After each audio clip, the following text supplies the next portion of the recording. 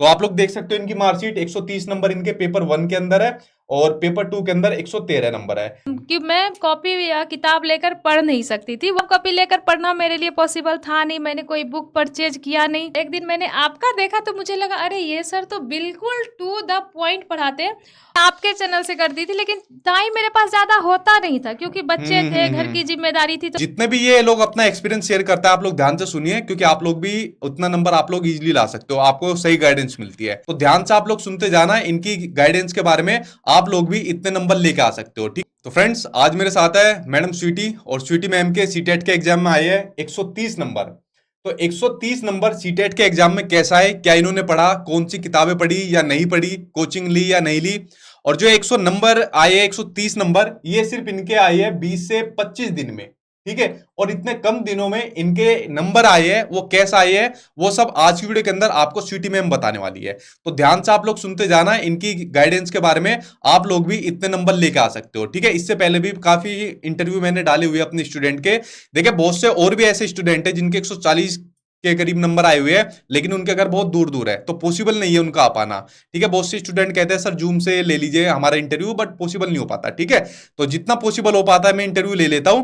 तो जितने भी ये लोग अपना एक्सपीरियंस शेयर करता है आप लोग ध्यान से सुनिए, क्योंकि आप लोग भी उतना नंबर आप लोग इजीली ला सकते हो, आपको सही गाइडेंस मिलती है। तो आप लोग देख सकते हो इनकी मार्कशीट 130 नंबर इनके पेपर 1 के अंदर है और पेपर 2 के अंदर 113 नंबर है। तो पहले तो स्वीटी मैम आपका वेलकम है मेरे यूट्यूब चैनल पर। थैंक यू सर, तो thank you so much. Sweety ma'am पहला तो मेरा यही क्वेश्चन है कि 100 पेपर 1 में तो 130 नंबर है आपके, हाँ सर। बट पेपर 2 में 113 नंबर है। तो हाँ पहले सर। तो मुझे ये बताइए पेपर 2 में 113 नंबर कैसे आ गए, ये तो कम आ गए पेपर 2 में। सर हुआ क्या, मैंने ना बस पेपर 1 को टारगेट किया था क्योंकि मेरे पास टाइम बिल्कुल कम था, एक डेढ़ महीने ही टाइम थे। तो मुझे लगा बस मैं अभी पेपर 1 की तैयारी कर लेती हूँ, पेपर 1 निकलने के बाद जुलाई में मैं पेपर 2 के लिए प्रिपरेशन करूँगी। पर 200 रुपये ही ज़्यादा लग रहे थे तो मैंने सोचा चलो फॉर्म फिलअप कर देते हैं, अगर हो पाया तो एग्ज़ाम दे दूँगी। और अलग से मैंने पेपर 2 के लिए कुछ भी नहीं पढ़ा था। ठीक है, तो मतलब आपका पूरा ध्यान पेपर 1 के ऊपर हाँ था। सर।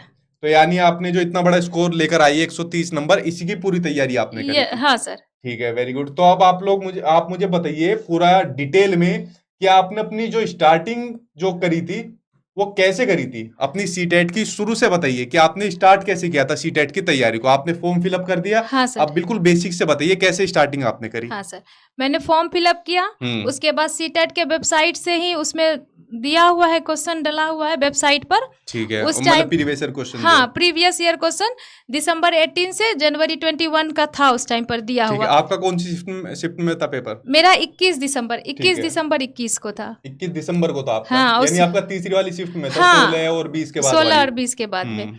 तो वो मैंने डाउनलोड किया, उसको बनाना शुरू किया, तो फिर मैंने यूट्यूब से हेल्प लेना शुरू किया। मुझे क्योंकि सर मेरे 2 बच्चे थे और छोटा वाला बच्चा मेरा मतलब बहुत ही छोटा है, इतना कि मैं कॉपी या किताब लेकर पढ़ नहीं सकती थी, वो कॉपी छीन लेता या ऐसे देखा करता। है मैंने भी, वो हाँ बहुत नोटी है। तो किताब कॉपी लेकर पढ़ना मेरे लिए पॉसिबल था नहीं, मैंने कोई बुक परचेज किया नहीं, कहीं कोई कोचिंग ज्वाइन नहीं किया। मतलब आपने ना तो कोई बुक ली सीटेट के लिए। नहीं ठीक सर, है, कोई बुक नहीं। बहुत से बच्चों को तो यही टेंशन रहती है कि इंटरव्यू देने आते हैं तो ये कहते हैं हमने कोई बुक ही नहीं ली। ठीक है, और बहुत से बच्चों को पछती नहीं बात। तो आपने ना तो कोई बुक ली और नहीं ना ही सर, आपने कोई कोचिंग कोई कोचिंग नहीं। ली। ठीक है, ये बात हाँ ये आपने क्लियर कर दी, उसके नहीं, बाद आगे। ऑनलाइन नहीं, ऑफलाइन, कोई कोचिंग नहीं, कोई ठीक है, बुक नहीं, बस यूट्यूब के हेल्प से ही पढ़ाई की। ठीक। तो जब मैंने चैनल देखना शुरू किया तो हम्म, बहुत सारे चैनल अवेलेबल हैं बड़े बड़े, पर मुझे वो सेटिस्फेक्शन नहीं मिल रहा था सर। तो मैं नहीं मिलता था तो फिर मैं दूसरा भी देखती थी, ये भी देखा वो भी। फिर जब एक दिन मैंने आपका देखा तो मुझे लगा अरे ये सर तो बिल्कुल टू द पॉइंट पढ़ाते हैं।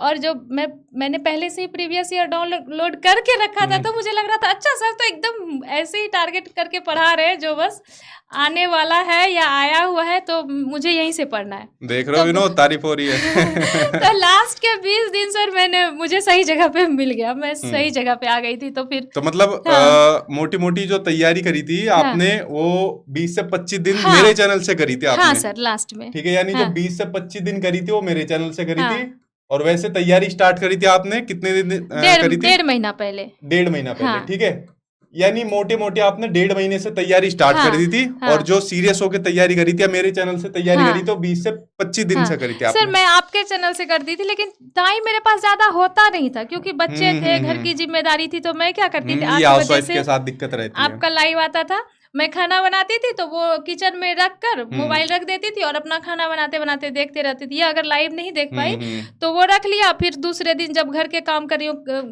सफाई कर रही हूँ, कुछ कर रही हूँ, तो वो ब्लूटूथ लगाकर कान में या ईयरफोन लगाकर वो मैं सुन भी लेती थी। मतलब सबसे अच्छा था कि मुझे एक जगह बैठना नहीं पड़ता था, मैं काम करते करते ही आपका देख लेती थी। ये बहुत सी हाँ महिला कहती है कि सर, सर हम ये आपका वीडियो सबसे ऐसे हाँ देखते हैं, काम करते रहते हैं और देखते रहते हाँ हैं। सर, मैं ऐसे ही देखती थी, हम्म। क्योंकि ऐसे बैठ के देखने के लिए तो टाइम नहीं था सर। देखिए ये तो हाँ मतलब एक दोहरी जिम्मेदारी होती है महिलाओं के ऊपर, हाँ घर सर। भी देखना होता है, बच्चे हाँ भी संभालने होते हैं, ठीक है। तो एक तो सलाम, मतलब एक दोहरी हाँ जिम्मेदारी आप लोग निभा रहे हो, और उसके बावजूद भी मतलब पास नहीं हो रहे हो, इतना बड़ा नंबर लेकर आप लोग लेकर आ रहे हो, तो मतलब ऐसे डेडिकेशन को तो सलाम है, ठीक।